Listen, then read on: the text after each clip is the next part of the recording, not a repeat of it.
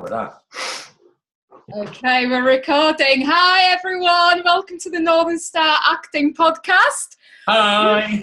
Today I've got somebody who is an expert at about a million different things, but one of those is voice work, and that's what we're going to talk about today. Yay. So, we have Cameron Prudames. Hello. So hi, nice to be interviewed by you, Arian, and let's talk about some voice work. So what do you want to know about voices? Well, first of all, how about telling us about your story with the voice work? So what have you done and what was your journey? Okay, so when I was pretty young, I used to have my own radio station in my house. Didn't transmit anywhere. It was just me sat in my bedroom, a couple of record players, headphones, microphones, stuff like that. And I used to emulate what I used to hear on local radio and stuff. And so I'd record shows, listen back to them, think about what I was trying to say, what I was trying to get across. And then fortunately, I met up with a guy called Simon Hurst, who's now is going through a sex change and he's become Stephanie Hurst. But Simon Hurst was an amazing broadcaster, worked on Galaxy, worked on Capital. And we knew each other since we were about 14 years old. And we kind of worked alongside each other, and then we went our own ways. And I got into radio at the same time as he got into radio. And we had a pretty successful career in radio. I started off at Radio Air in Leeds. No, I didn't start off at Radio Air in Leeds. I started off at Minster FM. Then I went to Viking FM. Then I did Radio Air. Along the way, I did some voice work for Galaxy, some voice work for Atlantic 252. So it's been an interesting journey for me. Awesome.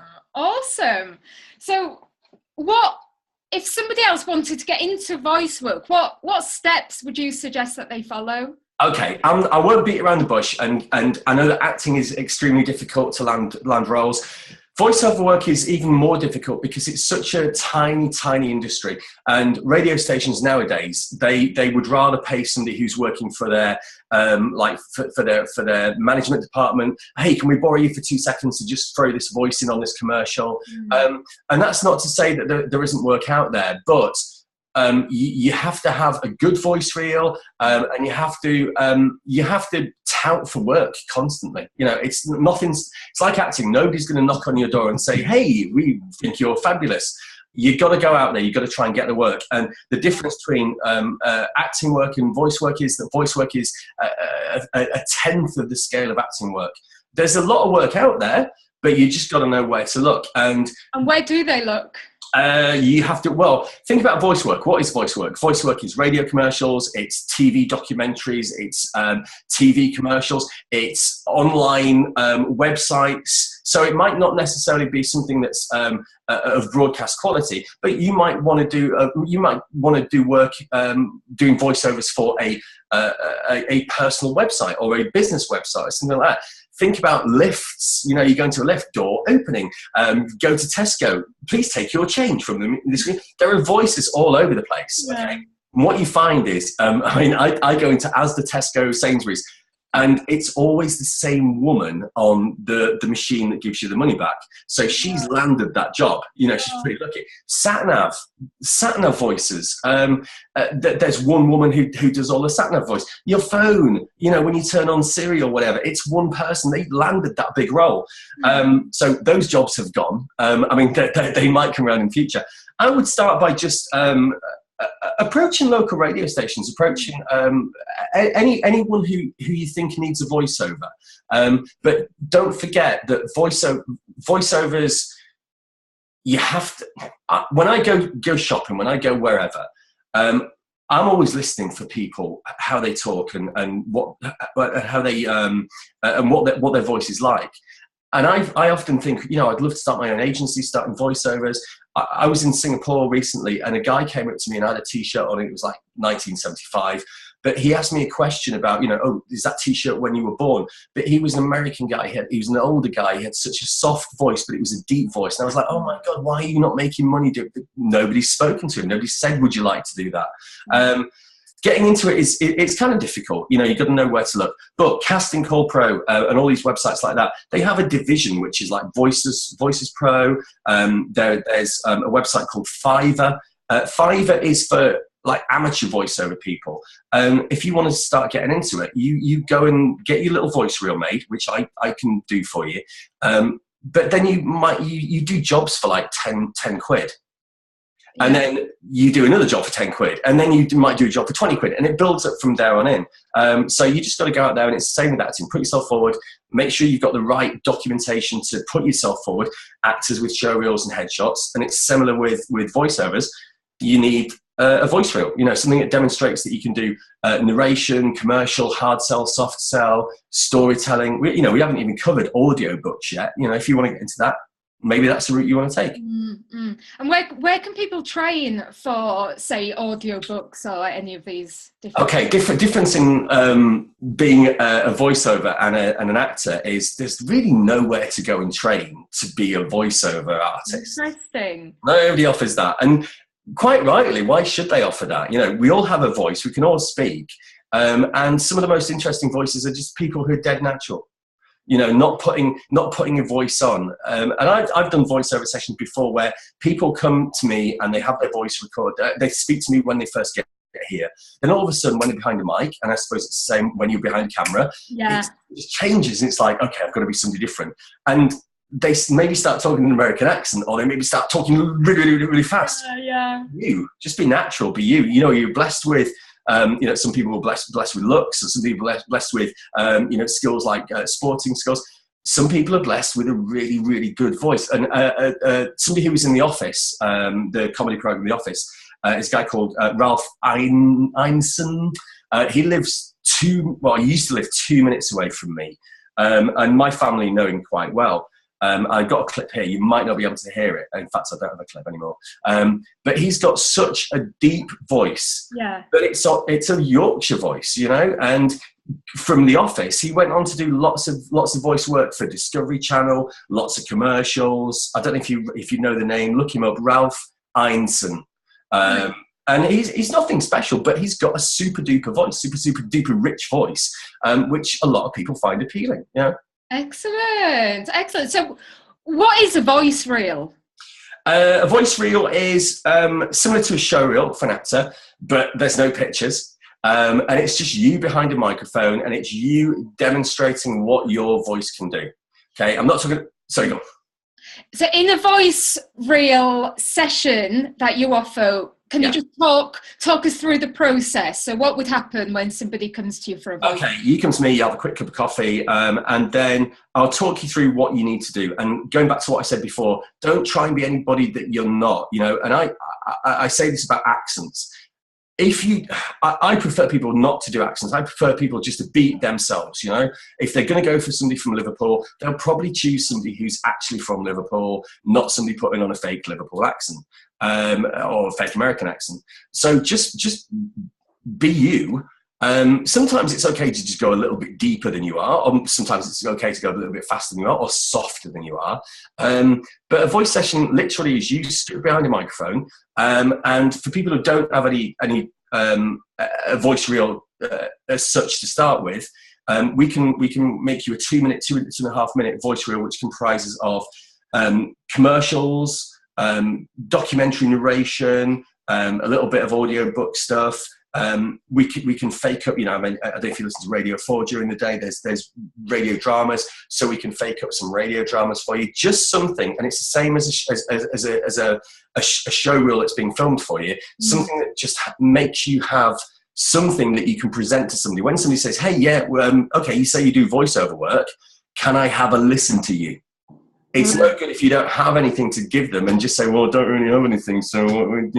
If you have that MP3 or the audio file, send it off, It's better than not having one and saying, well, I don't really have one yet because I'm telling you about it. Brilliant. So if they've already got clips, can they have them added into it as well? Sure, of course can. Exactly the same as a show. So we can incorporate all that sort of stuff.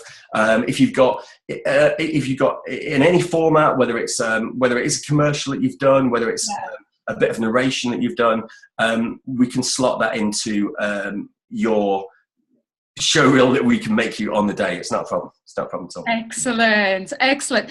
And what was I going to ask you now? With this podcast, what I'll do is I'll put the link so that if anybody wants to book, that they'll be able to. And I'll just say that the price on this is amazing. I was quoted, when I was looking at getting a voice reel years ago, I was quoted like 4 times this much, and that was the going rate. So it's a really, really good price, and I would recommend anyone who wants to get go into voice work, they need a voice reel. And I've got some questions for you now from some tribe members. Oh, God. For this. Okay, here we go. So this is from Ruth. How best to promote her reel? Ruth has already got 2 voice reels. Okay. Why she got 2 voice reels? What's she doing? She's got one for commercials and documentaries, and another, I think if I remember correctly, might be for audiobooks, but for 2 different purposes anyway. Yeah. So the question is, how should she then promote her reels? Okay, like I said before, there are lots of websites out there dedicated to voices. You're not going to be the only person out there. Okay, so never think that I'm going to get loads of work because I'm so unique. Maybe Ruth's got a great voice, which is cool, but nobody's going to knock on her door and say, "Hey, Ruth, we've heard you've got a great voice." You have to constantly promote yourself. So whether that's through Voices Pro or search for voiceovers online, there are tons and tons of websites which will allow you to upload your reel. And at the end of the day, it's just look at the draw. It's people looking for you as a voiceover are only like casting directors.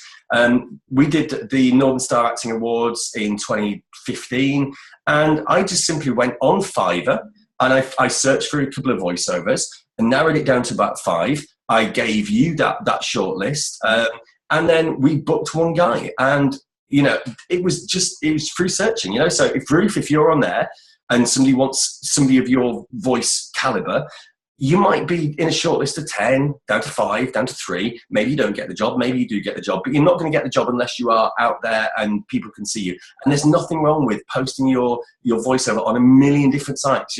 It's like buying a lottery ticket, isn't it? Buy a million lottery tickets and you might win a tenner. Excellent. It costs you £1 million, but you might win a tenner back from it, but you don't get it unless you take part in it. Yeah, brilliant. Okay, so Rich wants to know if you tend to keep to one voice, and you did talk about this a little bit earlier. He wants to know if you'd stick to one voice or if you'd work on a lot of different voices to broaden your opportunity. Yeah. Okay, so if you can do tons of if you can do character animation, character voices like cartoon voices, SpongeBob SquarePants, I can't do that, but whatever you guys. SpongeBob. Okay, so there's a big demand for people like that. Okay, so who can just change their voices willy-nilly. If you can't do it, don't try and do it, okay? Because you'll just sound sucky and people will listen to you and go, well, they're just trying too hard to do it and they can't do it. I suppose it's like doing comedy. You either can do it or you can't do it. It's like Formula One driving. You can do it or you can't do it. So I would say if you've got a really nice voice anyway, stick with that. Yeah. It's all to do with what scripts you get, you might have, there's nothing wrong with doing comedy and then drama and then a hard sell advert and a soft sell advert, but as long as you're doing it as you don't need to put on that accent. You don't need to put on that character voice. It's great to demonstrate that, but if you can't pull it off, and if you can only say 10 words in Scouse, what happens when you get a script that's got more than those 10 words that you can say? You're going to struggle with it. So don't give yourself a headache. Just be you and hope that people like your voice. Think about American movie stars that do voiceovers. Morgan Freeman. Anytime I hear Morgan Freeman on an advert, it's just Morgan Freeman. He's not trying to be anything else. Yeah. He's got a voice to carry that off. So just be you. Cool. Awesome. Okay. Sharon Spink wants to know about equipment. So these days, do voiceover artists need their own equipment? And if so, what sort of equipment would you recommend? Yeah. Back in the day, before we had internet and stuff like that, I used to have with a few friends of mine a purpose-built studio, and you would deliver your voice buy a thing called ISDN. An ISDN costs a fortune, and it's a little unit, and it sits in your house, and it goes through telephone lines, but it gives you superb CD quality, sound. Nowadays, you do it over the internet. You can get little microphones that pop on your phone. Don't use your phone's microphone because it's rubbish. But you can get little ones that plug in the top, and it sounds good. You can get little audio software that you can edit stuff on. Most of the time, if you're going to go, let's talk about local, regional, and national ads for radio. Back in the day, a local radio station would say to you, they'd have your number on a list, and it's a bit like casting. They'd say, yeah, we need male voice, 40-year-old, whatever. Can you come down to our station, and we'll sit you in a studio and we'll record your voice. Those days have gone, okay? And let's talk about money as well, okay? So local radio advert, you get about 30 quid. A regional advert, so we're talking about, so the whole of West Yorkshire or the whole of Yorkshire, that bumps up to around about 400 quid for an advert. And then if you're looking to get a national advert, you're looking between about 1,000 and 2,000, 3,000 pounds just for 30 seconds worth of your voice. But yeah, going back to equipment, you can do it all on your MacBook or your phone or your laptop.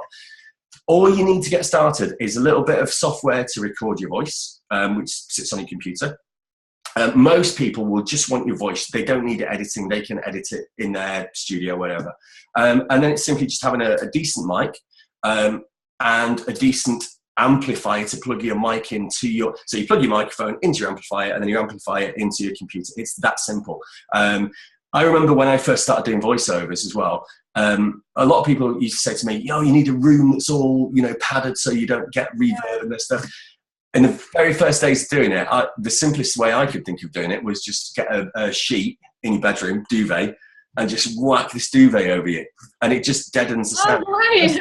Yeah, I still do it nowadays. Sometimes if I've got a lot of people in my house, I'll just go out to my car and just close the car doors, sit inside the car, and the car is really, really dead on sound. So you just take your microphone in the car, and you've got the clever thing is about doing voiceovers as opposed to doing like acting where it's envisioned. You wear your pajamas, go naked, do whatever. Ordered it. And so you could lie and you could say, I've got £10,000 worth of equipment. That's what I reckon. Nobody ever knows.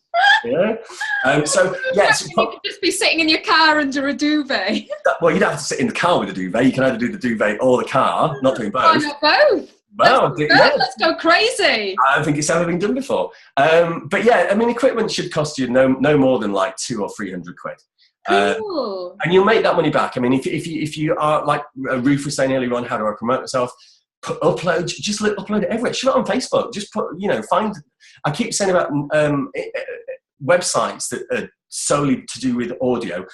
Let's not forget Twitter and Facebook and all those. Just put, hey, I'm a voiceover artist. Wondered if you needed any jobs doing. Have a listen. Just send a link. Upload your show reel to SoundCloud or wherever you can. Cool. Awesome. One more question. This is from Ivana. Hello, Ivana. Ivana wants to know if you need experience before being considered as a voiceover artist, or whether people would just book you on the quality of your voice. Yeah, I mean, if I hear somebody when I'm out and I hear that they've got a good voice, I would book that person based on they have a good voice, not the fact they've ever been into a studio before. Voiceover is like one of the easiest things. They're a hard thing, but also dead easy. We all talk in real life. Yeah. The only trouble is when you get into a voiceover studio, you're going to wear headphones, you're going to hear your own voice back, which a lot of people don't do in real life. Well, you do through your ears, but it's a different feeling when you got headphones on listening to your voice. Yeah. And then you also have to take direction. I've recorded voiceovers for people before in the past, and I've said to them, okay, that was good. Can we slow it down like 50%? And they'll go, and it's the same with acting. They'll go, yeah, totally know what you mean. Okay, let's go for a take. And they do the take, and it's exactly the same as it was before. So you've got to listen. You've got to know why you take direction. Know why somebody's wanting you to slow down. Know that it's not just how you read it; it's how the other person listens to it and what they want as an end result of that. They've got an idea of what they want that voiceover to sound like. how long it needs to be. You know, it's got to fit into a 30-second commercial, and there's a bit of a gap in between your words. So realistically, you've only got 16 seconds to get your script in. Yeah. But when you're putting your voice reel together, I have a huge selection of like award-winning scripts, and there's a difference between when you put an acting show reel together. It's got to have the best clips on it. You know, it's got to have you as lots of different characters in loads of great situations. And it's the same with audio, same with the show reel, an audio show reel. Go for adverts, or go for stories. Go for something that's got quite emotion. Not buy our carpets, they're great. You know, adverts, they don't inspire me. But something which is like, you know, to do with life and death and living and all that sort of stuff. Something that's a really nice story that can bring somebody into what you're saying. You know? Yeah. For those sort of things. So the reel is more important than experience. Yeah, I can stick anybody behind a microphone. Yeah. Everybody's got a voice, and not everybody's got a great voice, but everybody's got a unique voice. Yeah. Some people's voices are very, very similar. Some people's voices are just absolutely brilliant because they're just so unusual. And I talked about Morgan Freeman before, and I talked about Ralph Ineson. And there's a guy who does a lot of work for Discovery, and he's called Tony Hurst, and he just does absolutely every documentary, every single documentary voiceover. And these guys are millionaires. These guys are total millionaires because they throw their voice out there. And it's unlike any other business. You were born with a voice. You haven't got no additional expenditure, and people are just paying you to say words. It's just awesome, brilliant. Well, look at me! I made loads of money. Enough to buy this lovely wallpaper. Yeah. Awesome, right, Cam? That was awesome. Well, thanks for that. No worries. And just to remind everybody, I will put the link onto book voice reels, and if you want any more information, just give us a shout. And I will see you soon. See you later. Bye. Bye.